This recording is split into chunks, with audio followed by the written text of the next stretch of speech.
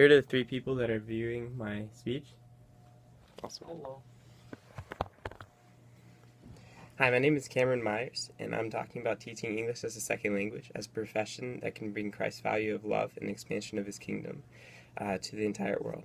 Imagine for a second that you're a child and you and your entire family move into a different context in which you no longer speak the native tongue. Everyone around you doesn't speak the language. And in order for you to learn anything in the school system, you have to translate what they're saying into your own language and then try to learn the concept. So math, science, and history are very hard for you to learn. The problem is that in today's society, there are many people that come from that context, in which their family moves without their permission or without their consent into a different culture and a different context, and they don't understand what's going on. And so they can't speak in that language, and it's hard for them to learn. Now, the role of a teaching English as a second language specialist is what they do is they step in and they kind of take down that barrier. And so instead of learning that language and then having to learn the concepts, the instructor or the specialist will kind of step in the intermediate spot and they'll take care of that for them. Now, TESOL can promote God's values of love and the expansion of his kingdom through the understanding of the language learner, the building of the connection between the two languages because of that, and the relationships that are made or established in the process. Now, the first thing you need to do is understand TESOL as the way they understand the language learner. A TESOL specialist looks at a process called second language acquisition.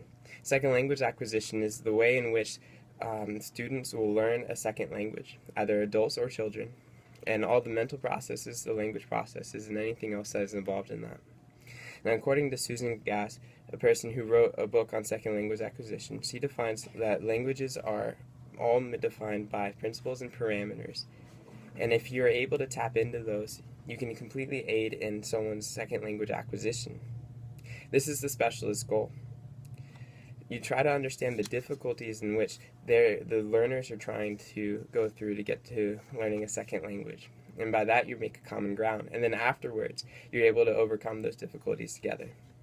Because of this, you're able to make a bridge. And it's kind of a language bridge that connects you and the learners through speech and grammar. What I mean by speech and grammar is speech, they use a thing called phonology. It's the study of sounds and how they work together, in which you can make different laws. And for example, in English, to mark a plural for a noun, so I could say that there's donuts or there's cats, you just add an S onto the end. But there's certain words like horses or boxes where you have to add an ES instead. And that's because of a certain phonological rule. And phoneticians, or people who study phonology, make those up, and they study and they establish those as they analyze the language. In the same way, grammaticians or syntacticians look at syntax or grammar and understand that different languages have different word structures. And so while in English we'll have a subject, a verb, and then an object, in other languages they have the subject after the verb. And if a student comes from that area and they move into an English context, it's kind of hard for them to understand that whole word process and sentence processes. And so TESOL specialists try to break down those barriers and build a bridge for them to understand different languages. In this process, it takes a lot of time. It takes a lot of one-on-one interaction, a lot of different work. And because of this, TESOL specialists can use this time to grow in their relationships with them. Breaking down language barriers can completely make great relationships in order to spread the gospel and promote God's love. When I went to Guatemala on a mission trip, I couldn't speak Spanish. However, there was someone who came with us that spoke fluent Spanish.